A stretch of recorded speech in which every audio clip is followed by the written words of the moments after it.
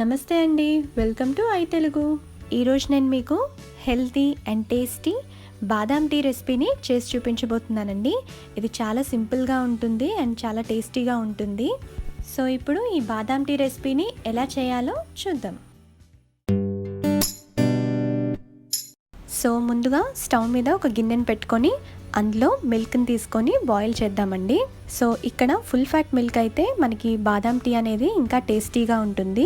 ఇంతలో ఇంకొక గిన్నెని తీసుకొని అందులో కొన్ని బాదం పలుకులను వేసుకొని అందులోనే కొన్ని నీళ్లు వేసుకొని ఇప్పుడు స్టవ్ని మీడియం ఫ్లేమ్లో పెట్టుకొని 5 to 6 minutes వరకు ఈ బాదాంని బాయిల్ చేసుకోవాలండి.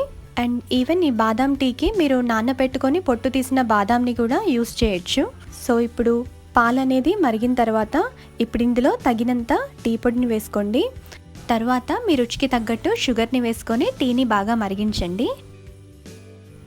సో బాదాం అనేది బాయిల్ అయిపోయి ఉంటాయండి. సో ఇప్పుడు స్టవ్ని ఆఫ్ చేసుకొని ఈ బాదాంలన్నిటినీ కూడా నార్మల్ వాటర్లో వేసుకుంటే మనకి పొట్టు అనేది ఈజీగా వచ్చేస్తుంది. ఇప్పుడు ఈ విధంగా పొట్టు తీసిన బాదాంని వాటర్నన్నా లేదంటే కాచి చల్లార్చిన పాలను యూస్ చేసి దీన్ని ఫైన్ పేస్ట్గా చేసుకొని పక్కన పెట్టుకుందాం.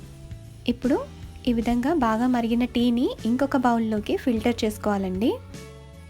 ఇప్పుడు స్టవ్ని లో ఫ్లేమ్లో పెట్టుకొని మనం రెడీ చేసి పెట్టుకున్న బాదాం పేస్ట్, తర్వాత 2 నుండి 3 ఇలాచీలు వేసుకొని టీని బాగా మరిగించాలి.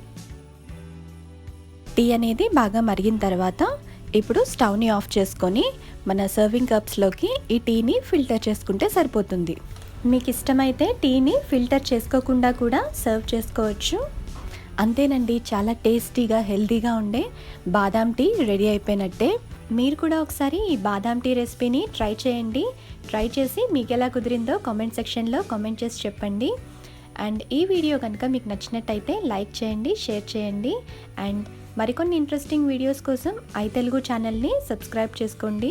పక్కనే ఉన్న బెల్ ఐకాన్ క్లిక్ చేసి ఆల్ అనే ఆప్షన్ని సెలెక్ట్ చేసుకోండి.